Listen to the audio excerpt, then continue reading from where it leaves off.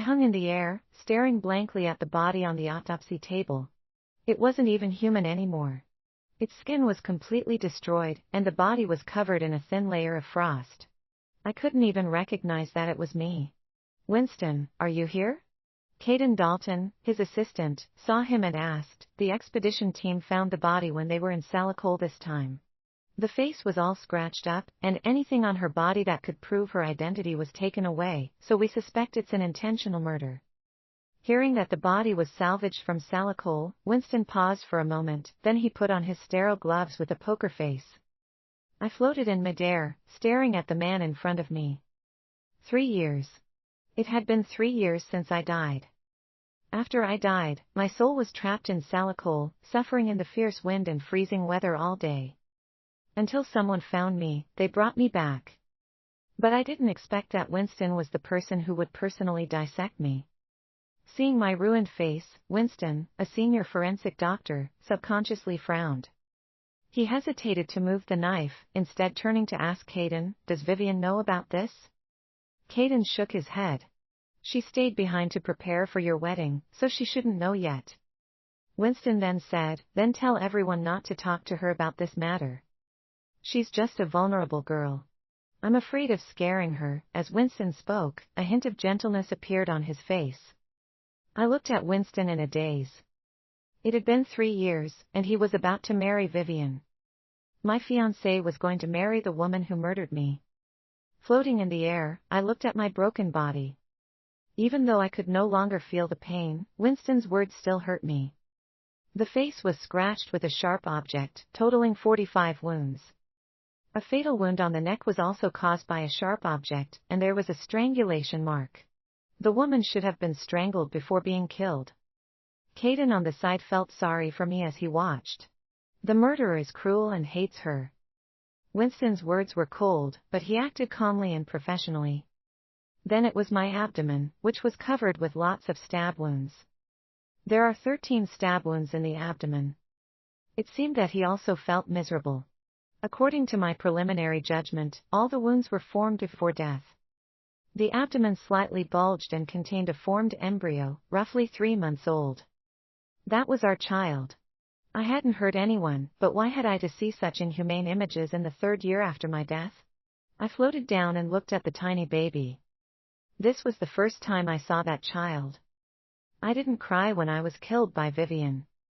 I didn't cry when I watched Winston dissect me with his own hands. But now, my tears were falling without stopping. This child already had hands and feet. If I hadn't been killed by Vivian, this child would have been over 2 years old by now. He would have hugged me and called me Mom. I would have given him the best of everything. But now, everything had been ruined. The identity of the deceased is still unclear. Ask them to get a DNA test. What a pity, Winston. If he had been more careful, he could have seen the wound I left on my belly when I saved him back then. It was just that we missed once again. Caden took the things to be tested, glanced at the record paper, and continued to ask. "Winston, how long has this person probably died? You haven't said anything yet." Winston's hand that was packing up the case table paused for a moment, but he didn't answer. Instead, he asked Caden, "Caden, how long has Ariana escaped?" Caden was stunned when he heard what Winston said. He then answered. "It's been 3 years, Winston. Have you forgotten that after she escaped, it was you who wrote the report to withdraw all her honors and titles?" I listened to the words in a daze. Withdrawing my honors and titles? I thought. Winston knew that I valued the expedition team the most. How could he dare? For Vivian, he revoked what I was once most proud of. "What's wrong, Winston? Did you think of anything?" Caden looked at Winston, then at me lying on the case table. "Winston, don't think too much. Ariana stole all the supplies and fled. She is not worthy." Winston laughed mockingly. "Nothing big deal. Take a note, this person passed away about 3 years ago. Okay, let's call it a day. Vivian is waiting for me at home for dinner." My soul was forced to follow Winston back home. That home I used to be in was now devoid of all my traces. In its place were the things that belonged to Vivian and Winston. "You are back. As soon as Vivian saw that Winston was back, she came up and wrapped her arms around Winston's waist. Winston tenderly held her in his arms, burying himself deep in the crook of her neck and closing his eyes. What a sweet scene. Winston had never done such an intimate action to me before. Does your hand still hurt? Winston asked. Vivian smiled and shook her head. It doesn't hurt anymore. Winston looked at her affectionately. Did you take painkillers behind my back again? Ariana stabbed you so many times back then. You still have after effects even now. I floated in the air, wanting to argue. It wasn't me. I didn't. Why did you misunderstand me based on Vivian's lies? Winston had never believed me. Before I fell in love with Winston, I didn't know that Winston had Vivian in his heart. The year I graduated, Vivian broke up with Winston decisively and went abroad to study with a rich young man. I met Winston after I started working. After we got together, Winston took good care of me, and all my friends believed he was an excellent boyfriend. At that time, nothing would separate us. But the year we were about to get married, Vivian came back. Winston began to wander in and out of our relationship. I didn't know how many times he left me behind for Vivian, and even repeatedly postponed our wedding date. Can you stop acting like a crazy person? Vivian and I are friends. Don't be paranoid all day long. But did best friends give each other gifts on Valentine's Day? Would one leave his girlfriend alone in the middle of the night to meet his female friend because she called and was afraid of thunder? Or would he acquiesce to his friends around him saying that she was his new girlfriend? On the eve of the wedding, I saw Vivian's message on Winston's phone. Vivian, if there was no Ariana, would you have married me?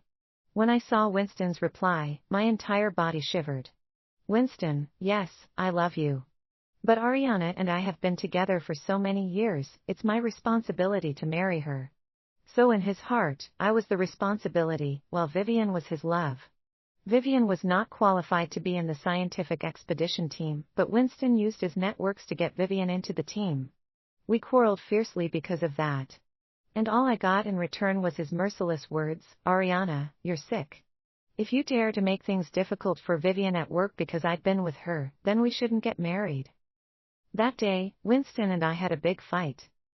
I even ignored the wedding date and applied for the expedition team to Salakole. But I didn't expect that Vivian would apply too. It was only during the third week in Salakole that I realized I was pregnant. In order not to cause everyone trouble, I hid the news. I planned to deal with it when I went back. However, I could never go back. Because of Vivian's mistake, all of us were stranded in Salakole. The rest of the expedition team went out, hoping to look for assistance nearby. They left the two girls, Vivian and I, on the ship. Vivian wanted to steal all the supplies and sneak away. After being discovered by me, all the supplies fell into the ice crevices while we fought. Satisfied? No one can leave now. It's all your fault. In the distance, a rescue ship was coming towards us. Without a bit of hesitation, Vivian directly picked up the hemp rope on the side and strangled me. After I fell unconscious, she stabbed me with the knife. Fearing that people would recognize me, she ruined my face. Her knife, colder than the ice, cut through my skin inch by inch. Finally, she threw me into the lake in Salakole. When I was dead, she pushed me off the ship. I'm sorry, Ariana. Only if you die can you keep my secret forever. When she packed everything up, she slashed at her own body a few times. She then lied, I'm sorry. Ariana ran away with the supplies. It's all my fault for not keeping an eye on these things. Vivian convicted me, saying that I fled to escape punishment. I looked at the harmless Vivian in front of me, and anger grew wildly in my heart. Why was it that I was dead and she, a murderer, could live so well? She took possession of my fiancé as well as my house. Vivian leaned into his embrace. It's okay. These wounds can let you see Ariana's true face. I think it's worth it. So Winston, after we get married, you shouldn't look for Ariana anymore. Let bygones be bygones, okay?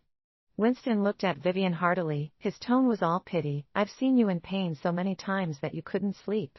When I think of this, I can't wait to find Ariana and make her experience the pain you've suffered too.